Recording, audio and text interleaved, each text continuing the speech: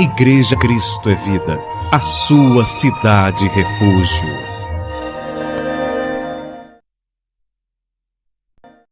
Bom, mas vamos à Bíblia, vamos abri-la no livro de Marcos, capítulo 11. Marcos, capítulo 11.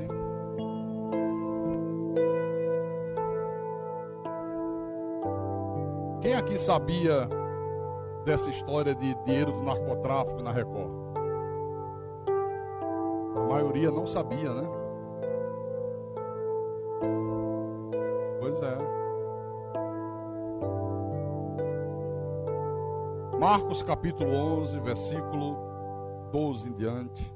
É a terceira mensagem do tema A Fé que é dos eleitos de Deus. E o texto sagrado diz assim: no dia seguinte, quando saíram de Betânia, teve fome. E vendo de longe uma figueira com folhas, foi ver se nela porventura acharia alguma coisa. Aproximando-se dela, nada achou senão folhas, porque não era tempo de figos. Então lhe disse Jesus: nunca jamais coma alguém fruto de ti. E seus discípulos ouviram isso. Aí no versículo 20, diz que no outro dia, passando eles pela manhã, viram que a figueira secara desde a raiz. A figueira estava morta. Jesus disse: nunca mais nasça fruto de você. E no outro dia, quando eles olharam, caramba, meu irmão, a figueira secou, a figueira morreu.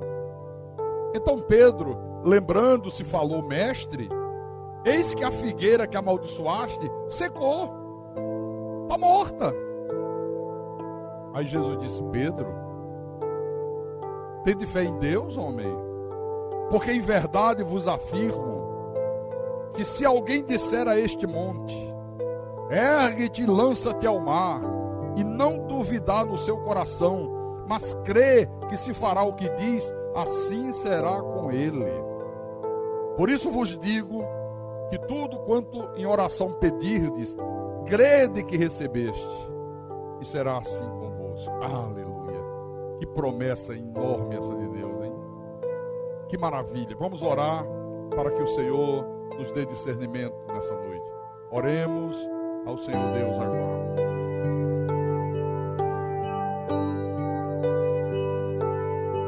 Senhor Jesus Cristo, nosso Deus, nosso Pai,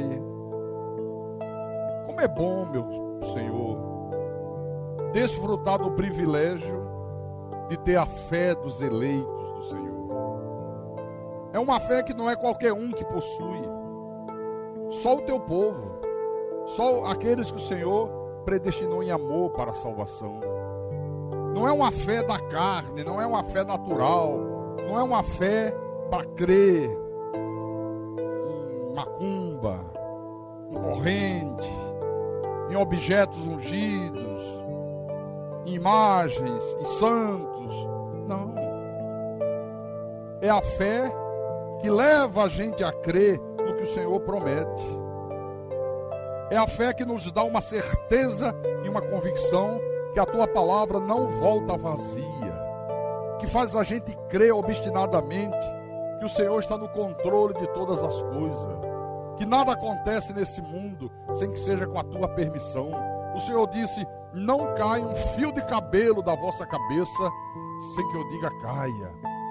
Não cai uma única folha da árvore sem que o Senhor permita. O Senhor é o Deus Todo-Poderoso. O Senhor está no controle de todas as coisas. Ah, como é bom crer assim. Como é bom confiar no Senhor. Porque aí nas horas difíceis, nas horas que tudo parece perdido, a gente diz: está na mão dele. Ele está no controle dessa situação. Ele sabe o que está fazendo. A palavra dele diz que tudo coopera para o bem daqueles que o amam. E você confia obstinadamente no Senhor. E são nessas horas extremamente cruciantes que a gente vê a manifestação do teu poder. A gente vê as tuas promessas se cumprindo em favor de nossas vidas, meu Deus. Ah, que nessa noite, meu Pai, a gente possa crescer pouco mais do conhecimento de Jesus, que nós possamos aprender um pouco mais da tua palavra, da tua verdade. Fala ao nosso espírito, fala ao coração deste homem, desta mulher, deste senhor, desta senhora, destas pessoas que o Senhor, com mãos de misericórdia, conduziu até esse santuário. Usa-me como teu pastor, para que eu possa, com a tua sabedoria, proclamar a tua verdade, para a tua honra, para a tua glória, para o teu louvor e para o crescimento espiritual da tua igreja. Eu te peço em nome de Jesus, e que todos que creem digam amém, amém e amém. Diga graças a Deus. Meus irmãos amados, minhas irmãs em Cristo, o Senhor, depois de ver a surpresa de Pedro em perceber que a figueira havia secado, Senhor, eis que a figueira que tu amaldiçoaste secou. Jesus, tem fé em Deus. E você acha que o que Deus fala não se cumpre? Você acha que Deus fica jogando palavras aos ventos? A palavra de Deus não volta vazia. Se eu disse que a partir daquela hora ela nunca mais ia produzir fruto, é para se cumprir. Ela morreu, acabou a figueira. Aí o versículo 23, lê outra vez aí. Porque em verdade vos afirmo que se alguém disser a este monte, aí estava apontando para um monte, né? Que é o que não falta em Israel. Jerusalém é cercada de montes. Se alguém disser a este monte, ergue-te e lança-te no mar, e não duvidar no seu coração, mas crê que se fará o que diz, assim será com ele. Quando Jesus disse, esse monte, ele não estava, na verdade, se referindo a montanhas de pedra, de terra, porque montanhas de pedras e de terra, as máquinas movem, as retroescavadeiras, né? Os tratores, com muita facilidade move. As estradas modernas, às vezes você passa no lugar que havia uma montanha, de repente arranca a montanha e fica tudo plano e faz uma estrada passar por ali.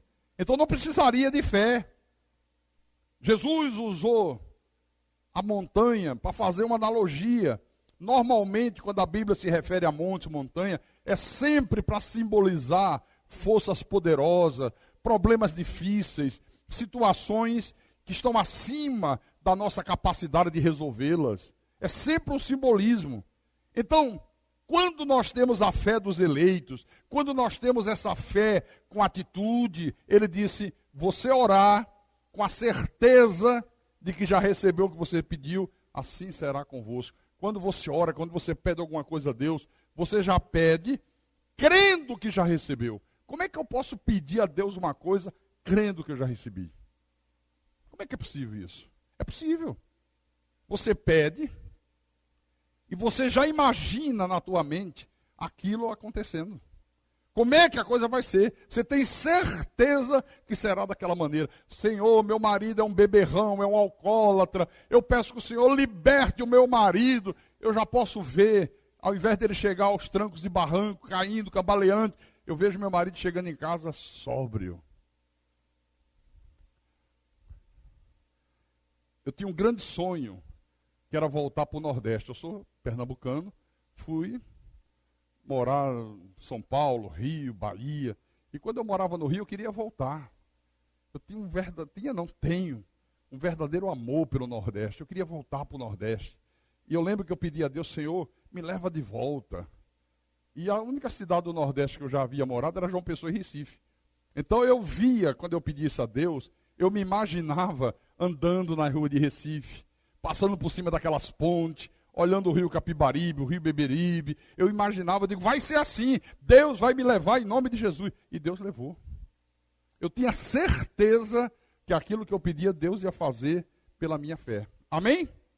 Então, quando você ora a Deus e pede alguma coisa, crendo que já recebeu, irmãos, Deus se manifesta com o seu poder, Deus faz você vencer qualquer inimigo, Deus faz você encontrar a solução, por mais difícil que seja o problema que te apareça, Deus faz com que você seja uma pessoa vitoriosa, mesmo que você esteja vivendo circunstâncias completamente desfavoráveis.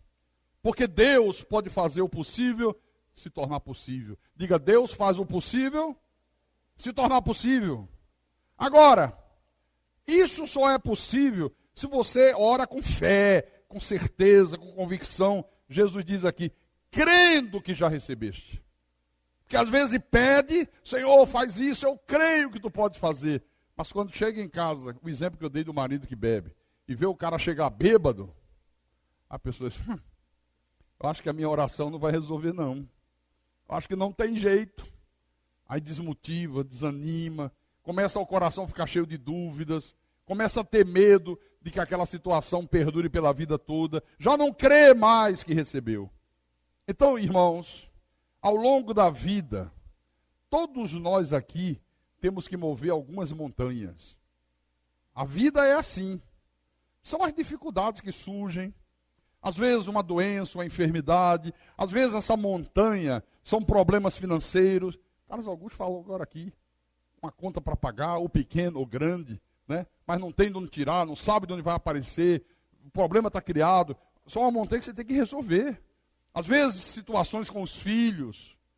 Quem tem filho sabe quanto filho dá trabalho. E você chega uma hora que você necessita da ação de Deus. É preciso que Deus haja. Ora, se você tem a fé dos eleitos, Deus vai honrar a tua fé. O que Jesus disse? Tudo é possível ao que faz jejum. Hã? Não. Jejum não funciona. Jejum era coisa dos judeus. Nós não somos uma igreja de origem judaica. Nós não somos um subproduto do judaísmo. Nós somos uma igreja em graça.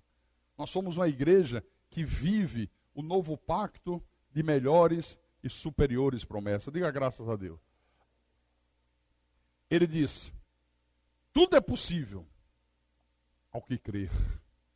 Ao que crê, como os eleitos creem. Ou como os eleitos creram. Lembra de hoje de manhã o exemplo de Abraão? A promessa de Deus. Tu vais ser pai de numerosas nações. A tua descendência, Abraão, vai ser como as estrelas do céu. Não vai dar nem para contar. Vê se você consegue contar. Assim será a tua descendência. Como é que eu vou ter descendência se eu não tenho filhos? Para ter uma descendência tem que ter filhos.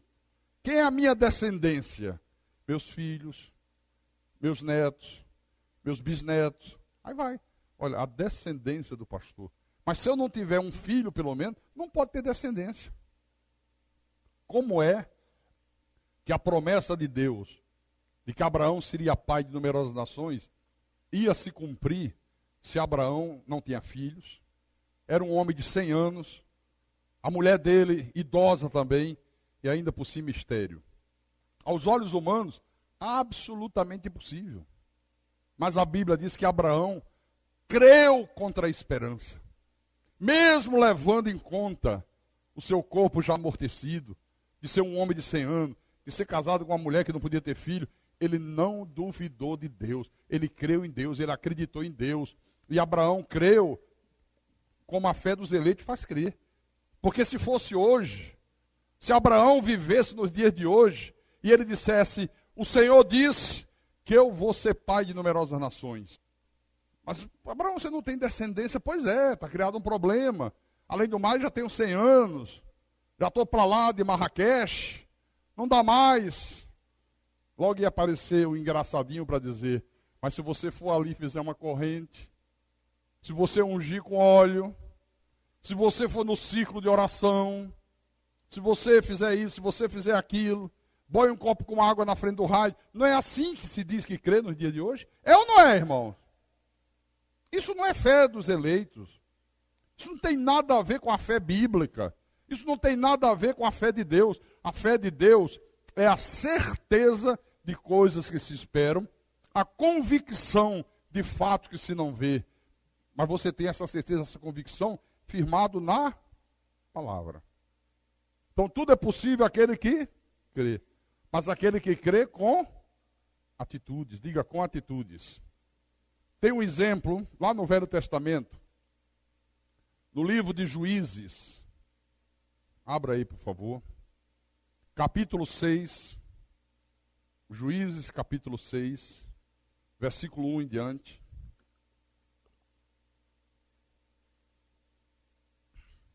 A letra desse hino do Sérgio Lopes, né? Diz, a fé se manifesta quando as nossas forças se exaurem, quando você já esgotou todas as forças, todo o recurso, aí você vê a manifestação da fé, você vê a manifestação sobrenatural de Deus. Então vou ler, viu? Encontraram? Juízes capítulo 6. Fizeram os filhos de Israel o que era mal perante o Senhor. Por isso, o Senhor os entregou nas mãos dos midianitas por 7 anos. Fez o que é mal perante Deus. Deus permite que inimigos prevaleçam sobre você. Fez o que é mal perante Deus. Deus permite que você seja derrotado. Todos nós enfrentamos problemas. Todos. Você pode estar na igreja, vai ter problema. Você está fora da igreja, tem problema. Você crê, tem problema. O outro lá não crê, tem problemas. A diferença é que quando nós cremos de verdade e somos tementes a Deus, os problemas vêm, nós vencemos os problemas. Quando nós não somos tementes a Deus, os problemas vêm e os problemas nos vencem. É uma diferença muito grande. Então fizeram o que era mal perante o Senhor e Deus os entregou nas mãos dos midianitas. Eram povos pagãos. Eram nações de filhos do diabo, prevalecendo o domínio dos midianitas sobre Israel. Fizeram estes para si, por causa dos midianitas, as covas que estão nos montes, e as cavernas e as fortificações. Porque cada vez que Israel semeava, os midianitas e os amalequitas, como também os povos do Oriente, subiam contra Israel. Você já imaginou isso? Toda vez que plantava, toda vez que regava, toda vez que chegava a hora de colher, vinham esses povos aqui, num número tão grande que levava tudo. Não deixava nada. E contra eles se acampavam, destruindo os produtos da terra, até a vizinhança de Gaza, e não deixavam em Israel sustento algum, nem ovelhas, nem bois, nem jumentos, pois subiam com seus gados e tendas, e vinham como gafanhotos, em tanta multidão que não se podia contar, nem a eles, nem aos seus camelos, e entravam na terra para destruir. Assim, Israel ficou muito debilitado com a presença dos midianitas. Então, os filhos de Israel clamavam ao Senhor. Olha que coisa, irmão. 7 anos de opressão, 7 anos de fome, 7 anos de humilhação, debaixo de um inimigo que era muito mais poderoso do que eles. Mas Deus permitiu, como disciplina. Então, a situação do povo qual era? Um povo debilitado, um povo fraco, um povo sem recursos materiais, um exército de apenas 32 mil pessoas. Pastor, mas o senhor acha 32 mil pessoas pouco? Não, não é pouco. O problema é que o exército dos midianitas tinha 135 mil homens. Como é que você tem um inimigo que é quase 5 vezes mais forte que você? Como é que você vai vencer esse inimigo? Como? Então, nesse momento aqui, havia uma grande montanha diante de Israel que só podia ser removida pela fé. Não tinha outro jeito. Humanamente falando, a derrota era certa. Como é que eu vou, com 30 mil pessoas, lutar contra 135 mil? Não tinha chance nenhuma. Era uma situação extremamente difícil e somente Deus podia livrá-los. Ninguém mais podia livrá-los. Não tinha outra maneira, não tinha outro jeito. Por isso que eles clamaram a Deus. Clamaram a Deus, mas não basta só clamar. É preciso colocar a fé em ação. Porque sem fé é impossível agradar a Deus. Aqui no versículo 11, olha. Então, veio o anjo do Senhor e assentou-se debaixo do carvalho que está em Ofra, que pertencia a Jorrais, o abzerrita, e Gideão, seu filho, estava malhando o trigo no lagar para o pôr a salvo dos midianitas. Gideão, filho de abzerrita, estava lá embaixo de um carvalho, malhando o trigo, para esconder dos midianitas. Vou ver se eu guardo um pouquinho, se escondo, daqui a pouco eles vêm outra vez e levam tudo. Aparece o anjo do Senhor, que era o próprio Deus, numa teofania, uma manifestação visível, humana. Versículo 12. Então o anjo do Senhor lhe apareceu e lhe disse: o Senhor é contigo, homem valente. O O Senhor é contigo. Por que ele chamou de homem valente, hein? Porque Deus sabia que esse homem aqui cria. Deus disse, esse cabra crê. E todo homem que crê é valente. É intrépido, sabe? É corajoso. Não teme nada. O Senhor é contigo, homem valente. Olha como ele cria. Olha o que ele responde para Deus. Ai, Senhor meu, se o Senhor é conosco, por que nos sobreveio tudo isto? E que é feito de todas as suas maravilhas que nossos pais nos contaram, dizendo, não nos fez o Senhor subir do Egito? Eles, como é que Deus é conosco e nos sobreveio essa desgraça? Ele não estava dizendo que Deus não podia, dizendo que Deus não era com eles. O Senhor é contigo, homem valente. Como é que Deus é conosco se nós estamos nessa penúria? Se a situação é calamitosa, como é possível? O que é feito das maravilhas que nossos pais nos contaram acerca de Deus? Como Deus libertou Israel do Egito? Como Deus fez Israel vencer inimigos poderosos? Não nos fez o Senhor subir do Egito? Fez. Porém agora o Senhor nos desamparou e nos entregou nas mãos dos midianitas. Quer dizer que ele sabia que Deus podia mudar aquela situação. Esse o Senhor nos desamparou.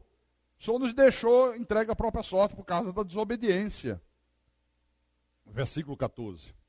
Então, se virou o Senhor para ele e disse, vai nessa tua força e livra Israel das mãos dos midianitas. Porventura, não te enviei eu? E ele disse, ai, Senhor meu, com que livrarei Israel? Eis que a minha família é a mais pobre de Manassés, eu, o menor da casa de meu pai. Tornou-lhe o Senhor, já que eu estou contigo, ferirás os midianitas como se fossem um só homem. Vai nessa tua força, rapaz.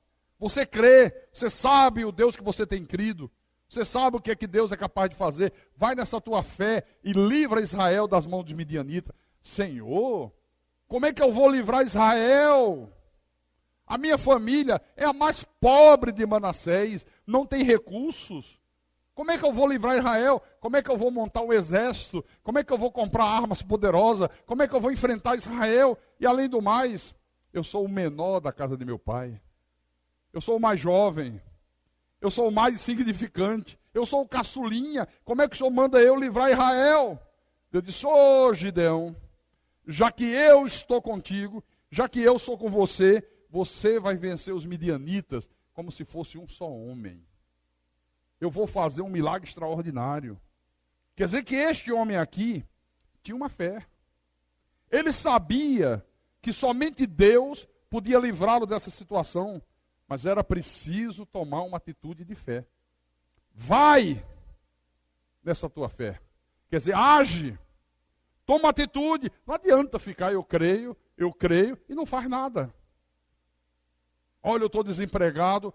Eu creio que Deus vai abrir uma porta de emprego. Não sai para procurar emprego, não sai para distribuir currículo, não compra jornal, fica em casa sentado. Você não crê, não. Você quer que caia do céu? Tem que agir. Age que eu sou contigo. Vai nessa tua força, livra Israel. Olha, irmãos, a primeira atitude de fé deste homem foi fazer uma oferta a Deus. Primeira atitude de fé. Porque isso aconteceu num momento extremamente difícil, de profunda escassez. Ora, num momento de escassez, era muito difícil ofertar alguma coisa para Deus. Como se você não tem nem para você? Como se está faltando comida? Como se a nação inteira estava passando fome? Como é que eu vou ofertar alguma coisa para Deus? Tinha que ser um ato de fé. Versículo 18. Gideão diz, rogo-te que daqui não te apartes até que eu volte e traga a minha oferta e a deponha perante ti. Respondeu ele, esperarei até que voltes. Entrou Gideão, preparou um cabrito, bolos asmos de um efa de farinha, a carne pôs num cesto, o caldo numa panela e trouxe-lhe até debaixo do carvalho e apresentou a Deus. Pensa um pouquinho aí. Se pegar um cabrito, um efa de farinha, preparar uma oferta de manjares e oferecer a Deus, não é coisa muito difícil. Mas nessa situação aqui, era extremamente difícil. Porque eles não tinham recursos. Os midianitas vinham, levavam tudo, até os animais. Não deixava Israel sustento algum, está aqui escrito, nenhum sustento. Normalmente, quando a gente está numa situação dessa, até R$1 que chega na mão, a gente, opa, né?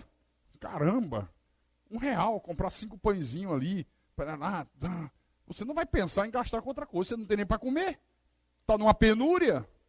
Mas ele disse, Senhor, eu rogo que o Senhor daqui não tenha parte, até que eu volte e traga uma oferta e ponha perante o Senhor. Essa coisa de pôr uma oferta diante de Deus, meu irmão, já é o primeiro sintoma de submissão a Deus, de reconhecimento da soberania de Deus, de reconhecimento de que nós dependemos totalmente dele. Aí o versículo 19. Não, o versículo 19 já disse. Versículo 20. Porém o anjo de Deus lhe disse, toma a carne e os bolos asmos, põe-nos sobre esta penha, uma pedra, e derrama-lhes por cima o caldo. E ele assim o fez. Estendeu o anjo do Senhor a ponta do cajado que trazia na mão, e tocou a carne e os bolos asmos. Então subiu o fogo da penha, e consumiu a carne e os bolos. E o anjo do Senhor desapareceu de sua presença. Viu Gideão, que era o anjo do Senhor, e disse, ai de mim, Senhor Deus, pois vi o anjo do Senhor face a face. Porém o Senhor lhe disse, paz seja contigo, não temas, não morrerás. Então Gideão edificou ali um altar ao Senhor e lhe chamou de o Senhor é paz. Ainda até o dia de hoje está o altar em Ofra, que pertence aos abizerritas. Olha só, essa coisa de Deus estender o cajado, tocar na oferta, o fogo consumir, era um sinal que Deus aceitou aquela oferta. E Deus só aceita a oferta quando você está vivendo uma vida íntegra aos olhos de Deus. Quando você está vivendo uma vida de temor, quando você está dando o melhor para Deus, Deus não recebe. Deus não recebe animal defeituoso, como era na lei. Na lei, para dar uma oferta de animal, tinha que ser um animal de no mínimo 1 ano, macho. Não podia ter nenhum defeito, nenhuma doença, nenhum empinge, nenhuma marca na pele. Tinha que ser um animal perfeito, senão Deus não recebia. E nos dias de hoje, pastor, o que isso representa? Tudo que eu faço para Deus tem que ser o melhor. Se eu não der o melhor, eu estou dando animal defeituoso. Deus não recebe. Se eu canto no louvor, olha, eu vou dedicar meu tempo para louvar a Deus, fazer parte do louvor da igreja.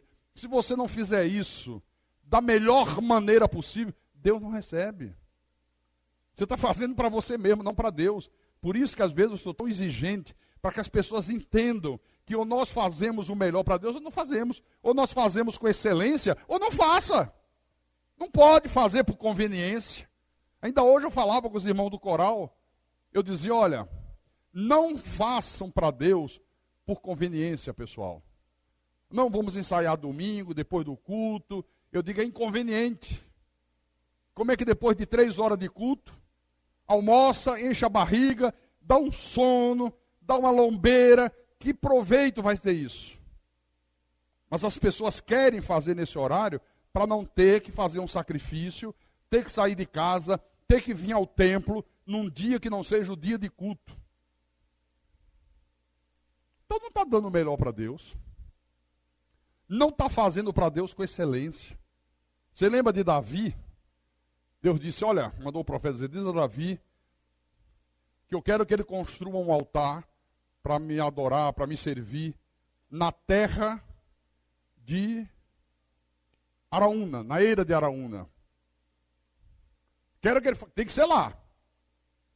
Davi era o rei, perfeitamente. Vou comprar a terra, vou construir o altar, vou fazer tudo como Deus mandou. Quem é obediente, meu irmão, faz. Não pensa 2 vezes.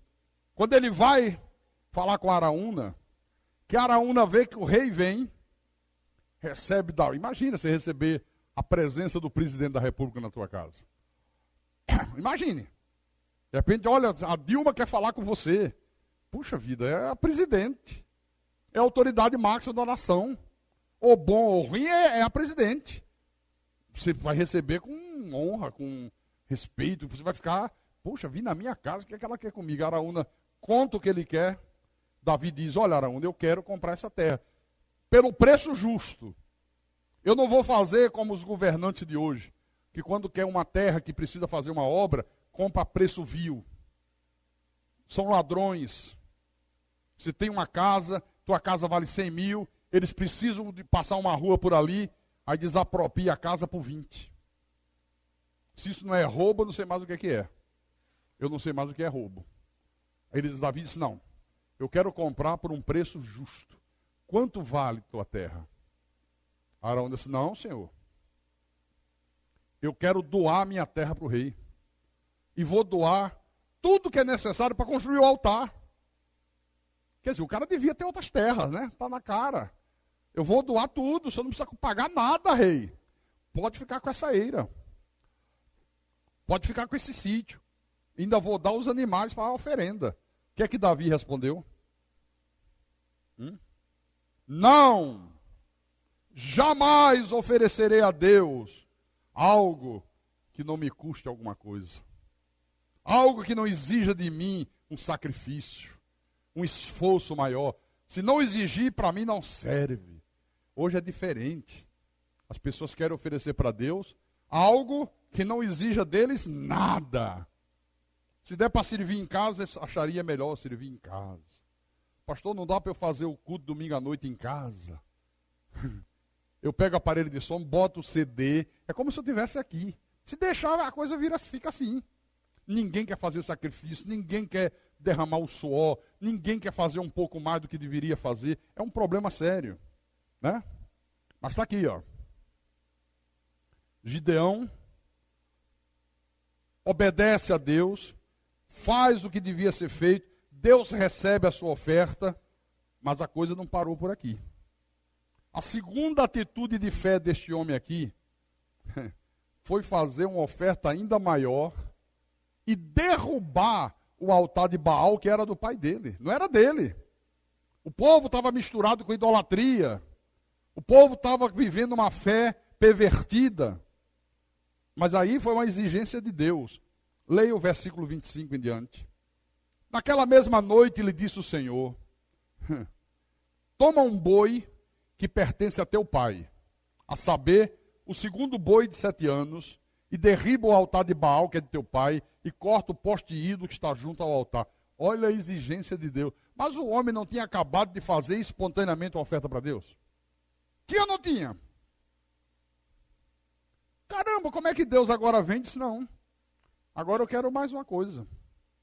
Você vai pegar aquele boi que pertence ao teu pai, aquele boi de 7 anos, você vai oferecê-lo a mim, e eu quero que você derrube o altar de Baal que pertence a teu pai. Corta toda idolatria que está aí.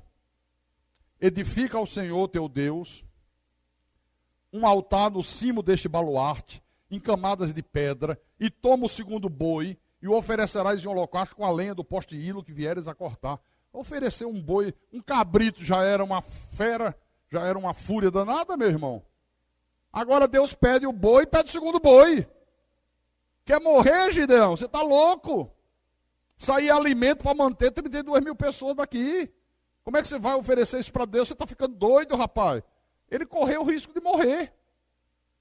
Porque como é que as pessoas iam entender isso? Se o povo estava em desobediência a Deus. Então Gideão disse, Senhor, o negócio é o seguinte. Vamos devagar. Se o senhor quiser uma oferta de um passarinhozinho, eu ainda sou capaz de fazer. Já dei um cabrito, aí o senhor já está exagerando. Esses 2 bois aí, é alimento para todo mundo. Só quer que eu dê de oferta. Não é possível, não, o Gideão não fez isso não. Mas é assim que muitos fazem. Ah, porque eu não aguento mais. Ah, porque eu já ajudei para não sei o quê, vou ajudar para não sei quanto. Ah, como é possível? Não concordo, não sei o quê. Aí perde de serem abençoados.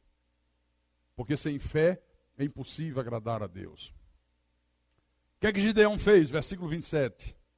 Então Gideão tomou 10 homens dentre os seus servos, certamente aqueles que ele confiava, aqueles que ele sabia que tinham a mesma fé que ele tinha, aqueles que ele sabia que não iam farrapar, que não tinham medo, e lhes disse, e fez como o Senhor lhes dissera, temendo ele, porém, a casa de seu pai e os homens daquela cidade, não o fez de dia, mas de noite. Levantando-se, pois, de madrugada, os homens daquela cidade, eis que estava o altar de Baal derribado, e o poste de hilo que estava junto dele cortado, e o referido segundo boi foram oferecidos no altar edificado.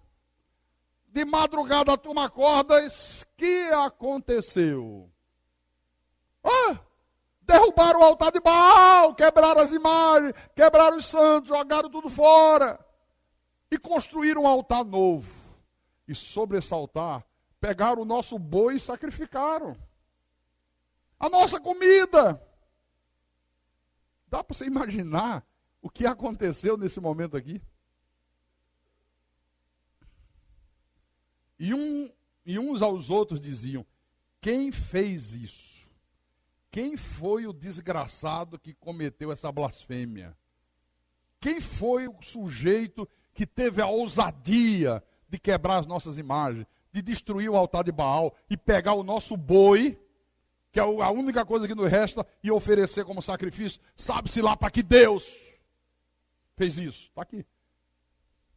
Um perguntava aos outros. E perguntando, e inquirindo, disseram, Gideão, o filho de Joás, fez esta coisa. Sempre tem um fofoqueiro na história. Fofoqueiro e dedo duro. Alguém deve ter olhado pela brecha da porta de madrugada. Gideão foi de noite, meu irmão. Já para evitar que a turma impedisse, né? Esse pessoal não vai deixar eu fazer isso, vão me matar. Vou fazer. Vou fazer de noite. E quando eles acordarem já está tudo feito. Alguém ficou brechando pelo buraco da fechadura. Ih, caramba, olha lá. Que pancada é essa? Estão quebrando o altar de Baal. Quem é o sujeito? É Gideão. Não demorou muito, alguém entregou. Foi Gideão. Então os homens daquela cidade disseram a Joás, leva para fora o teu filho para que morra, vamos matá-lo, né? Pois derribou o altar de Baal, cortou o poste de hilo que estava junto dele. Porém Joás disse a todos os que se puseram contra ele, contendereis vós por Baal? Livrar-os-ei vós? É vocês que vão brigar por Baal? É vocês que vão livrar Baal? Qualquer que por ele contender, ainda esta manhã será morto. Se é Deus, se Baal é Deus, que por si mesmo contenda, pois derribaram o seu altar. Olha a sabedoria do pai de Gideão. Espera aí, vocês vão fazer algo que Deus é que faz? Se Baal é Deus, ele que toma providência. Ele que mata quem fez isso. Mas vocês não podem fazer. Senão, que Deus é esse que precisa que alguém faça alguma coisa por ele? Foi sábio, né? E pelo jeito, não ficou muito preocupado com o altar dele derrubado, que a idolatria partia dele. Versículo 32. Naquele dia, Gideão passou a ser chamado Jerubaal, porque foi dito, Baal contenda contra ele, pois derribou o seu altar. Irmãos, o que eu acho impressionante é que quando Deus ordena que Gideão faça isso, naquela mesma noite, ele obedeceu a ordem de Deus. Não deixou para a semana seguinte. Hoje Deus fala, Deus mostra os mandamentos, ordena que a gente faça isso, que a gente faça aquilo. Tem gente que diz, vou orar ao Senhor. Por que você não está obedecendo? Você já ouviu Deus falar? Não, eu já ouvi, mas é o seguinte, eu preciso que Deus confirme aqui no meu coração. Tal. Aí daqui a 10 anos o cara está esperando Deus confirmar no coração. Deus falou, mas não falou comigo. Se ele falou com você, falou com você. Comigo não falou. Olha, naquela mesma noite, ele obedece à ordem de Deus. Correu risco de perder a própria vida, mas Deus o preservou. Isso, meu irmão, é que é fé em ação. É esse tipo de fé que Jesus disse remove montanhas. Essa fé intrépida, essa fé que leva você a tomar atitudes, leva você a correr risco. Eu sempre criei assim. Se a gente não corre risco, não há razão de ser a fé. Para que serve fé? Se eu não corro risco, para que diabo existe a fé? A fé é para levar você a correr risco. Só que agora, Gideão está pronto para mais uma atitude de fé. Enfrentar o poderoso exército dos midianitas com mais de 135 mil homens e ele apenas com 32 mil pessoas. Só que, irmãos, Deus vai exigir deste homem uma demonstração ainda maior de fé.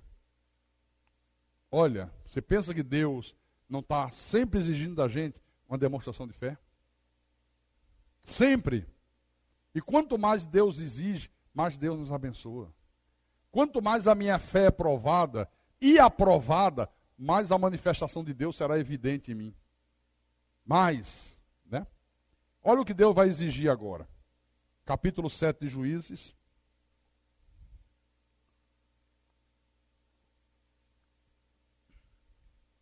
Porque tem gente que quer demonstrar fé apenas no início da sua caminhada com Deus.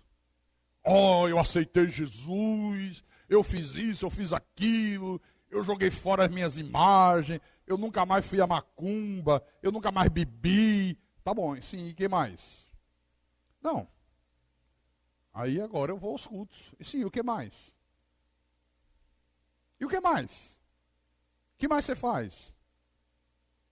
Que em outras oportunidades tua fé foi provada? Eu perguntei ainda agora, quem aqui pode falar de uma experiência que a fé foi provada? Só levantou o Carlos Augusto. Aqui em cima, pastor Érigles. Quer dizer que vocês não têm sido provados na fé? Ou se têm sido, não foram aprovados? Tanto que não tem o que contar, não tem o que dizer, não tem uma experiência real, não tem um fato verdadeiro para dizer, olha, aconteceu isso, eu confiei em Deus, Deus agiu de forma sobrenatural, em nome de Jesus. Olha o que Deus faz com esse homem. Capítulo 7, versículo 1 em diante. Então Jerubaal, que é Gideão, se levantou de madrugada. Eu amo essa expressão, sabe? Quando Deus mandou Abraão oferecer Isaac, o texto diz a mesma coisa, né? Abraão acordou de madrugada, cortou a lenha do holocausto, preparou o jumento. Irmãos, quem tem fé dos eleitos, não perde tempo. Não perde tempo. O que eu vejo hoje é uma igreja, quando eu digo uma igreja, não é essa igreja aqui não. A igreja do Senhor no mundo inteiro, uma igreja fraca. Uma igreja de um povo indolente, de um povo acomodado, de um povo preguiçoso, de um povo que quer servir a Deus quando sobra tempo. Que não busca o reino de Deus e a sua justiça em primeiro lugar. Busca em primeiro lugar qualquer outra coisa. Quando se trata do reino, aí a coisa pega. Se tiver tempo, eu busco. Se não tiver tempo, eu não busco. Tem tempo para tudo, nenhum tempo para Deus. Tem tempo para cuidar do automóvel, tem tempo para cuidar da casa, tem tempo para ler jornal, ler revista, assistir televisão, tem tempo para conversar com os amigos, tem tempo para discutir futebol, e tempo para ler a Bíblia. Ah, pastor, minha vida é tão corrida. Hein? Davi também.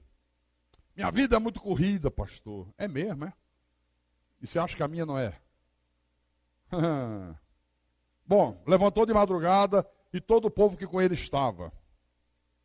E se acamparam junto à fonte de Arode, de maneira que o arraial dos midianitas ele ficava para o norte, no vale defronte do outeiro de Moré.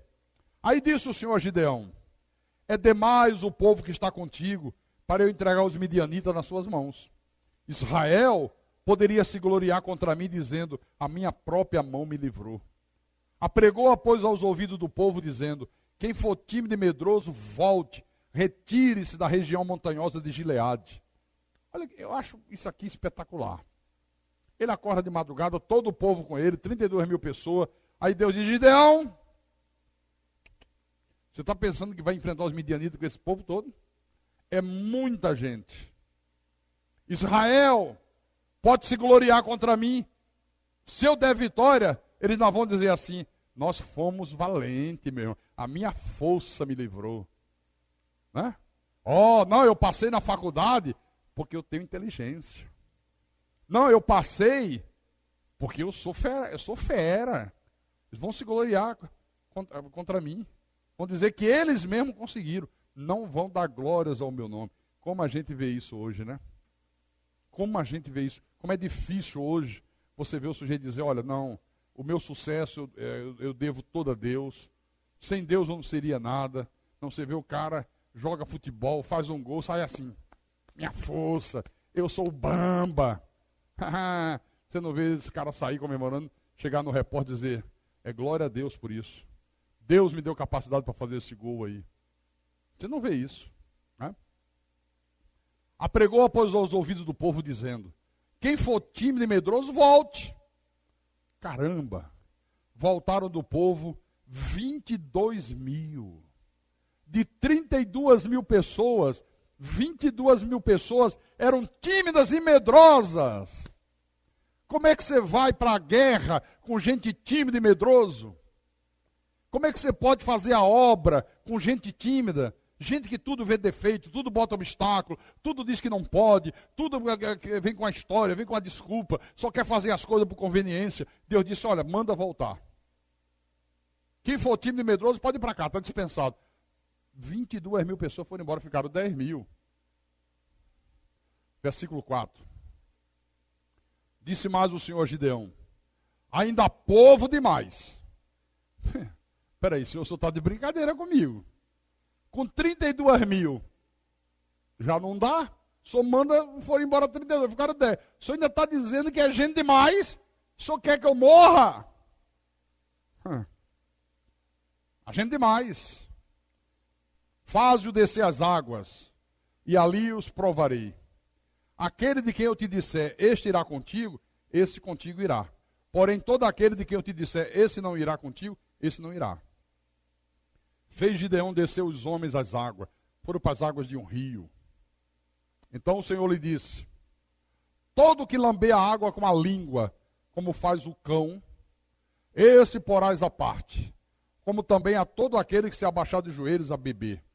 Foi o número dos que lamberam, levando a mão à boca, 300 homens. E todo o restante do povo se abaixou de joelho a beber água. Deixa eu explicar isso aqui. Deus é tremendo, né, rapaz? Gideão, bota esses 2 mil homens nas águas, no rio. Está calor, estão cansados, sedentos. E eu vou dizer quem vai com você. Só preste atenção. Todo homem que beber água com a língua, como faz o cão, já viu o cão bebendo água com o cachorro? Já viu? Né? Esse você põe de um lado. Todo aquele que se ajoelhar para beber água, você põe de outro. Gideão ficou observando. O pessoal cansado, calor, um sol escaldante, dentro de uma água fresca, límpida. Teve gente que já caiu de joelho na água. Baixou a cabecinha no nível do lençol d'água. Ô, aguinha, que coisa boa, nem preciso fazer força.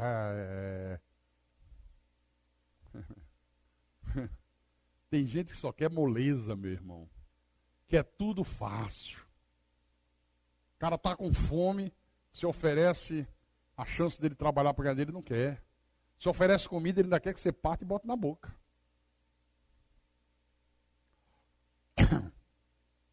Esse aí você bota do lado. Outros, mesmo cansados, não se ajoelharam para beber água.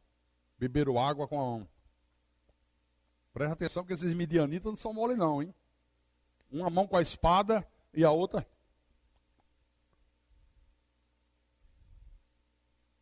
Esses põe de outro.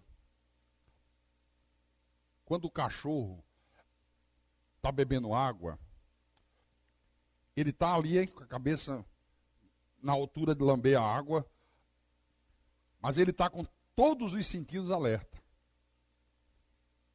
Se você se aproximar, ele fala... Se você for, ele te morde. Ele acha que você vai tirar a água dele. Mesma coisa quando ele está comendo, né? Ele não está distraído.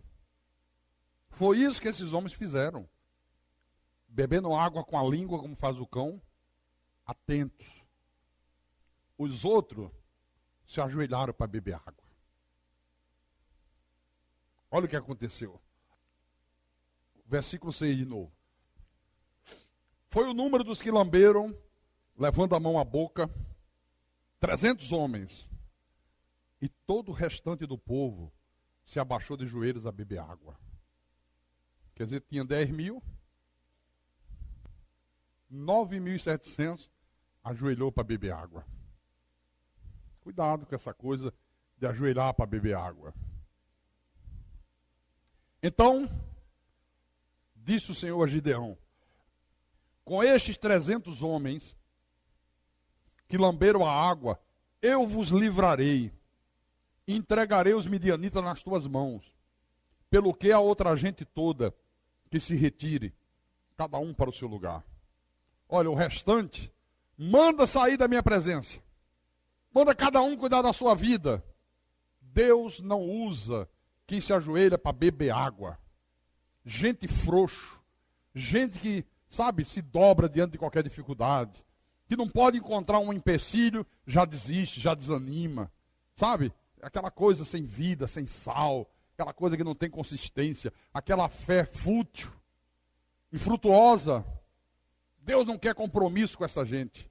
Gente que um dia está bem, no outro dia está mal, uma semana está cheia de fé, na outra semana acabou a fé. Tímido, medroso, ou se ajoelhou para beber água. Deus diz, pode dispensar, pode dispensar. Eu vou usar esses 300 aí. Eu acho interessante é que Deus foi reduzindo drasticamente o número de pessoas. Quando restou 300, eu disse, com esses aí você vai vencer.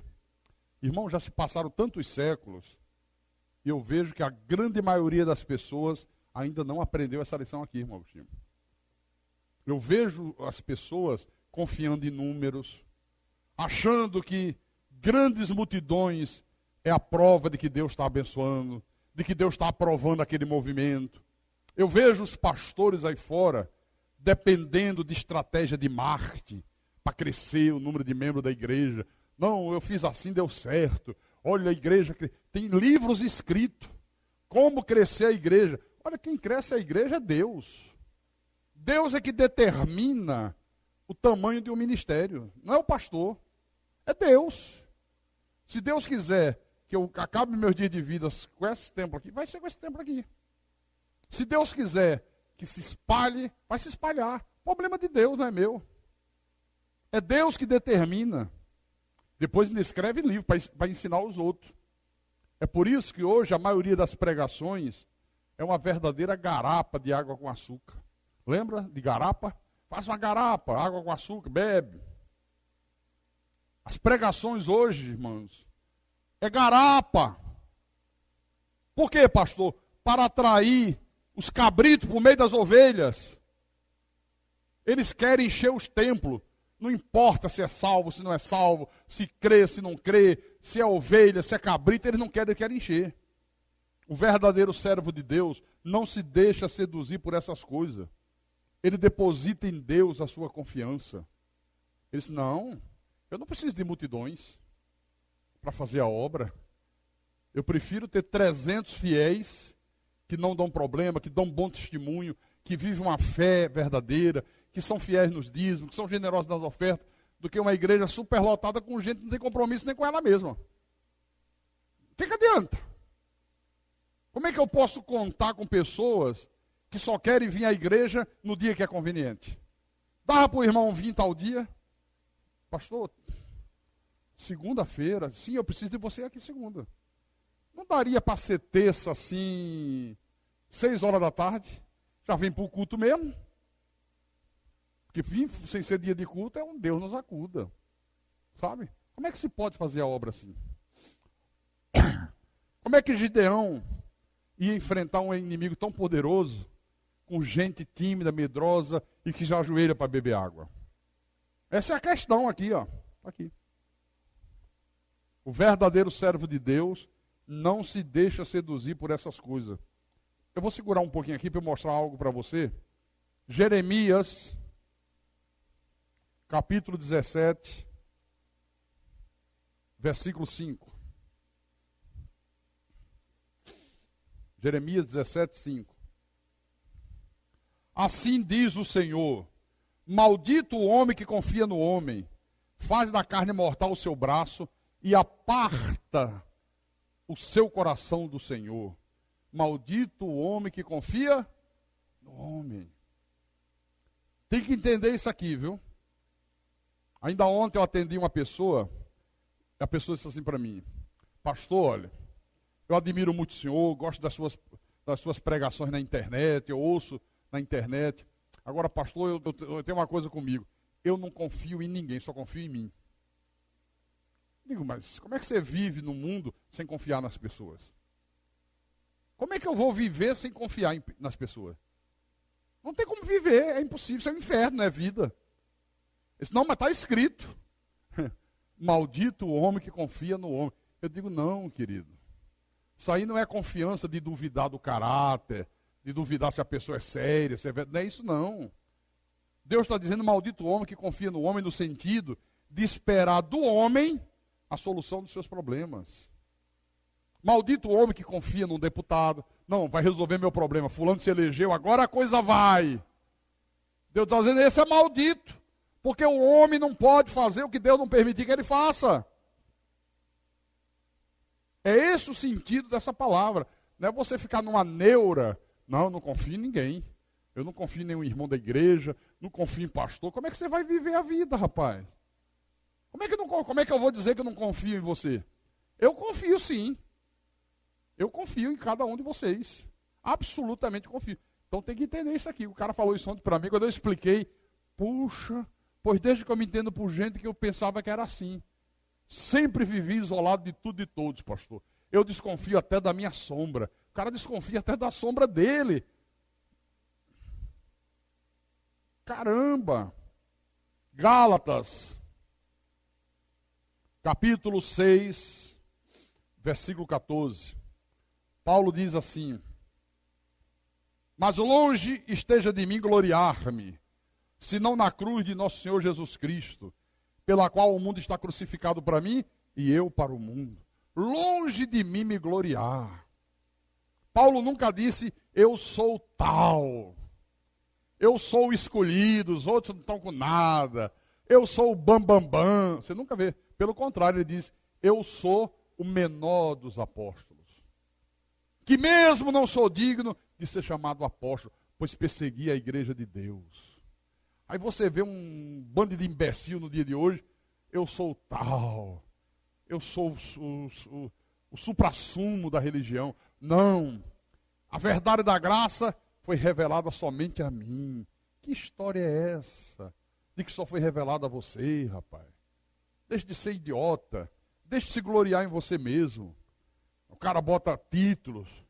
Não, porque eu fiz teologia, fiz curso de liderança em Harvard.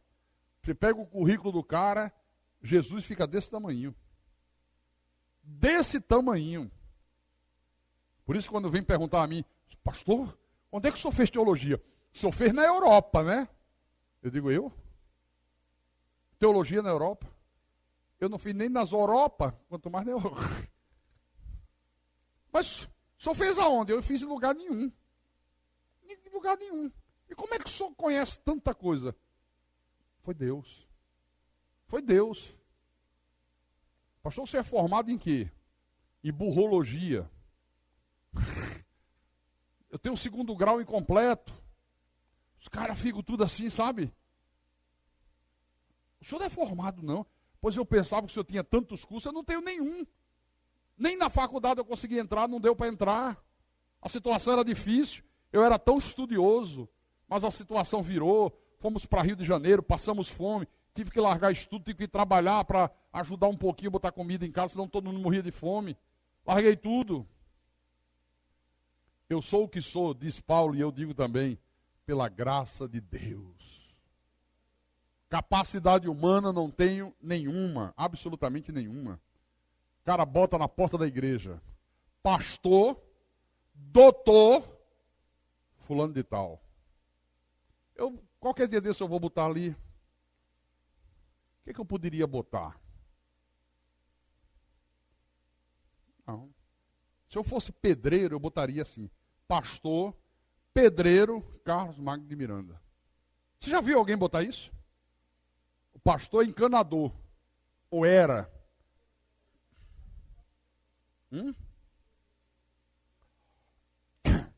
Não estou dizendo que não possa. Eu estou falando que o cara não bota. Ele quer botar que ele é doutor. Viu? Eu quero ver o cara ser humilde, não é doutor, não tem diploma, não tem nada. É um encanador. Se converteu, bota aí. Pastor, encanador. O encanador, era aquele encanador? Era. Não, é todo mundo. Cada um se gaba mais do que o outro. Cada um quer ser melhor do que o outro. É uma desgraça, né? É uma desgraça. Bom, eu falei Romanos 8,31. Então vamos lá. Romanos capítulo 8. Versículo 8, 31. O apóstolo diz assim: que diremos, pois, à vista destas coisas? Se Deus é por nós, quem será contra nós? Diga, se Deus é por nós, quem será contra nós? Deus é por mim, aleluia, glória a Deus. Agora volte lá em Juízes. Volte lá, por favor. Juízes capítulo 7, versículo 16 em diante.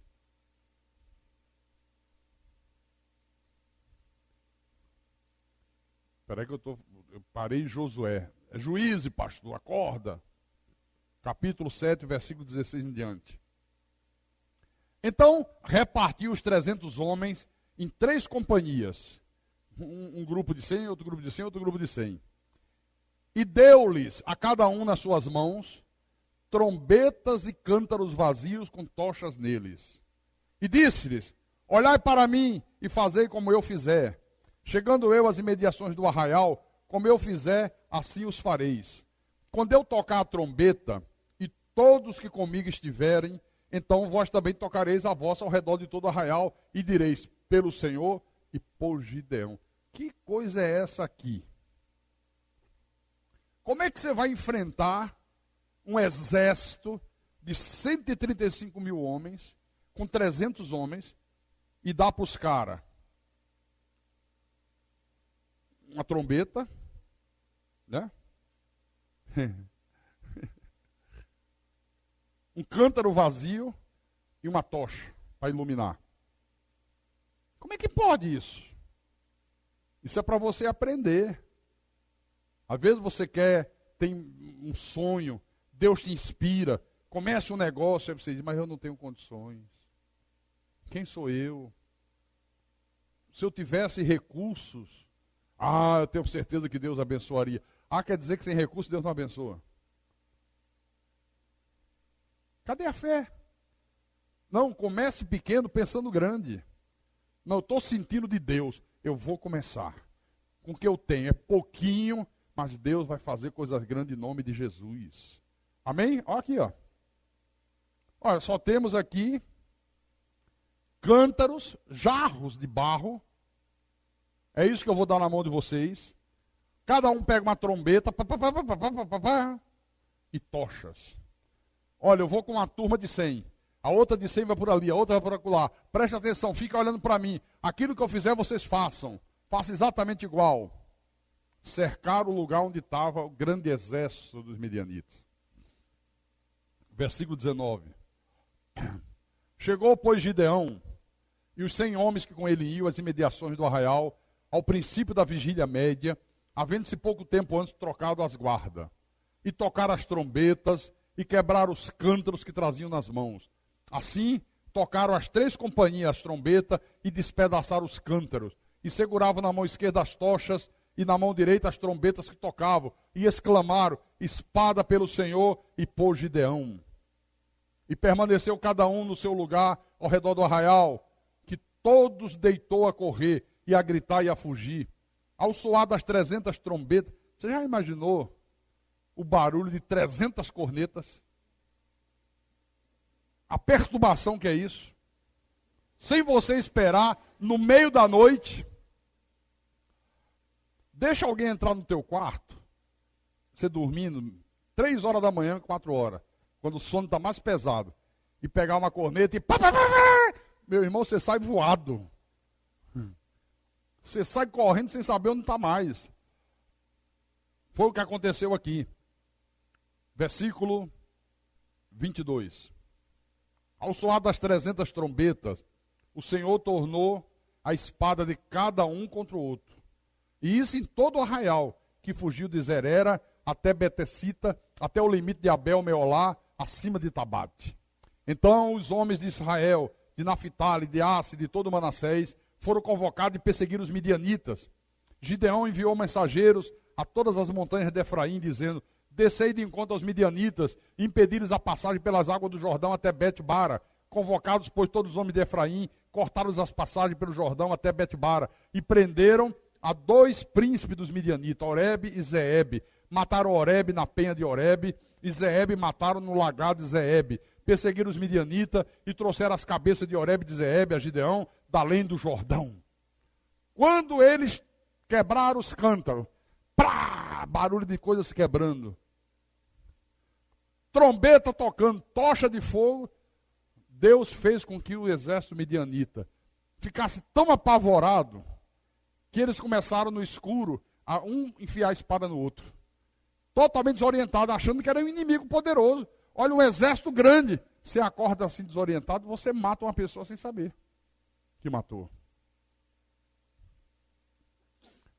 Uma vez eu li que o pai matou o filho, que o pai já tinha sido assaltado a casa dele, aí ele dormia com um revólver ali de lado. Aí o filho acordou de madrugada e entrou no quarto para pegar alguma coisa. Aí quando o filho entrou, tropeçou na cama.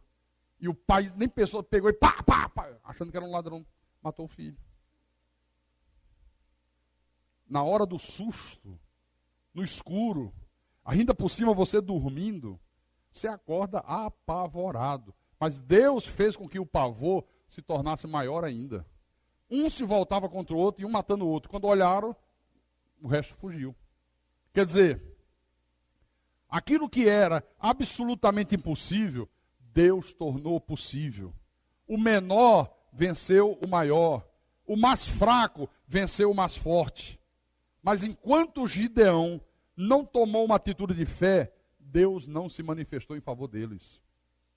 Você já observou isso? Enquanto não houve uma atitude de fé, Deus não se manifestou. É a mesma coisa conosco nos dias de hoje.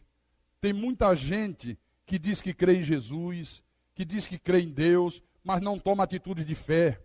Na hora das lutas, na hora dos problemas, se acovardam, não reagem, não enfrentam as dificuldades. Olha, problema é para ser enfrentado, dificuldade é para você partir para cima. Não é para se acovardar, não é para fugir. Como é que você quer que Deus te dê vitória se você não vai para cima do inimigo? Se você não demonstra confiança em Deus. E o que eu acho maravilhoso é que este Gideão aqui, você vê lá em Hebreus 11, ele faz parte da galeria dos heróis da fé. Mas a Bíblia não faz nenhuma referência à força física de Gideão. A Bíblia não fala da sua inteligência, não diz que tipo de roupa ele usava, não diz que tipo de cabelo ele usava. A única referência que a Bíblia faz é a fé de Gideão. Aleluia. A confiança que esse homem tinha em Deus. Então, irmãos, eu quero dizer para você nesse finalzinho de mensagem, seja o Gideão da tua casa, seja o Gideão da tua família, tome atitude de fé, dê exemplo para a tua família, para os teus filhos, para a tua esposa, para o teu marido. Dê exemplo de coragem, de confiança em Deus, de obediência a Deus. Seja o Gideão da tua casa. Lembre-se que fé e obediência caminham lado a lado. Eu venho falando isso nos últimos cultos. Moisés obedeceu, Abraão obedeceu, Noé obedeceu, Gideão obedeceu, Paulo obedeceu, eu obedeci. Quando Deus disse, larga, sai daí.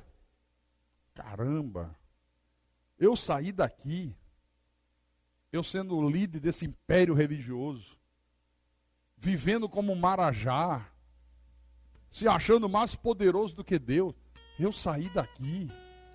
É isso mesmo, garoto. Sai! Sai! E eu saí. Eu pergunto, você tem obedecido a Deus? Você tem sido obediente a Deus? Ou você tem sido um incrédulo prático? Porque às vezes a pessoa está dentro da igreja, mas não significa dizer que ela crê, não. Às vezes dentro da igreja, o que fica mais evidente é que a pessoa é um incrédulo prático. Que ouve, entra por aqui, sai por acolá. Na hora do problema se acovarda, se ajoelha para beber água, não tem coragem de enfrentar situações difíceis, não tem coragem de fazer o que Deus manda. Me respondam. Qual é a dificuldade que tem a pessoa guardar o dia do Senhor? Você já imaginou que no nosso meio tem um grupo que não consegue fazer isso? Não consegue. Vir à igreja domingo de manhã e voltar domingo à noite, olha, é o fim do mundo para essa gente. Não consegue. Agora imagine enfrentar um exército de 135 mil homens com 300 soldados.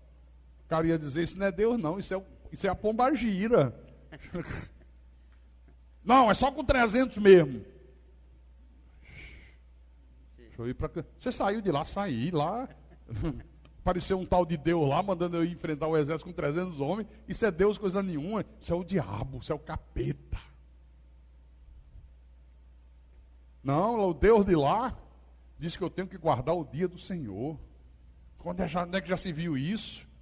Domingo eu trabalho, domingo eu vendo muita coisa, eu trabalho com venda. Domingo é um dia que eu ganho mais do que nos outros dias. E Deus vai mandar eu guardar o dia dele. Quer me ver na falência, Deus?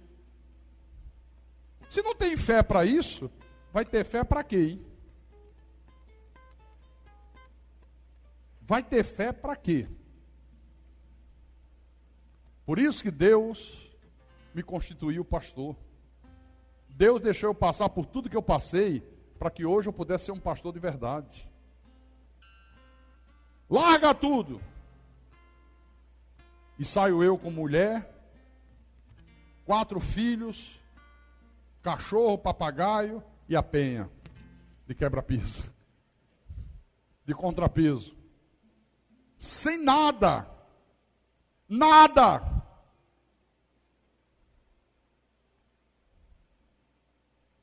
já se passaram 18 anos, eis-me aqui, em nome de Jesus, até aqui me ajudou o Senhor, meu irmão, em nome de Jesus Cristo.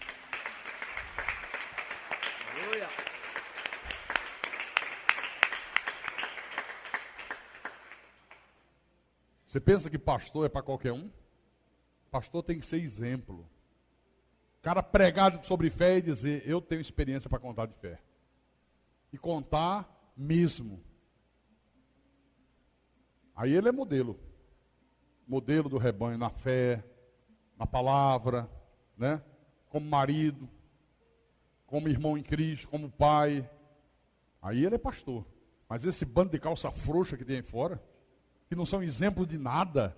O cara quer ser pastor, como se pastor fosse uma profissão. Está na Vejinha de São Paulo dessa semana que saiu. Fizeram uma matéria, a capa é assim, pastor. Aí tem um cara de preto, parece até comigo, cara de costa. O cabelo assim, eu digo, caramba, me fotografaram. Mas não sou eu não. Parece, mas não é. Aí eu fui ler a matéria. Li na internet. Curso preparatório de pastores.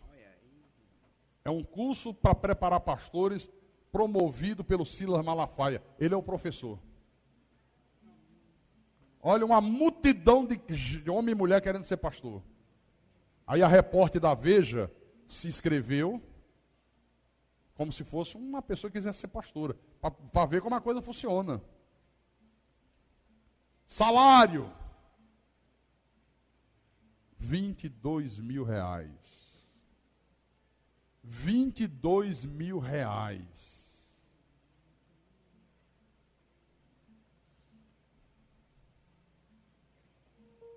Você acha que isso é ser pastor? Isso é ser ladrão. Isso é se tornar uma máquina de arrecadar dinheiro. Se vai pagar 22 mil o cara, quanto esse cara tem que arrecadar? Quanto? É o mesmo esquema de Universal. O mesmo esquema. ele endoidou, ele quer riqueza, ele quer abrir templo em tudo quanto é lugar, não importa de que maneira seja, não importa os métodos que venha a utilizar. Ele quer ficar mais milionário ainda. Viu?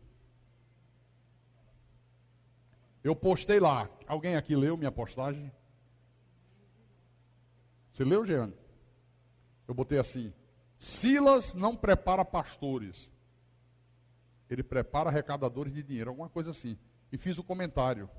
Eu digo, é lamentável, porque esse indivíduo está infamando o caminho da verdade. Isso é muito ruim, porque a sociedade começa a achar que é tudo farinha do mesmo saco. Eu digo, não é. Eu digo, o pastor de verdade, ele é um homem como outro qualquer, ele enfrenta dificuldade como qualquer outra pessoa. Aí eu disse, na nossa igreja, o pastor, ele coloca os filhos para estudar da mesma maneira que os irmãos colocam. Ele vive de uma maneira como qualquer pessoa viveria se estivesse no lugar dele.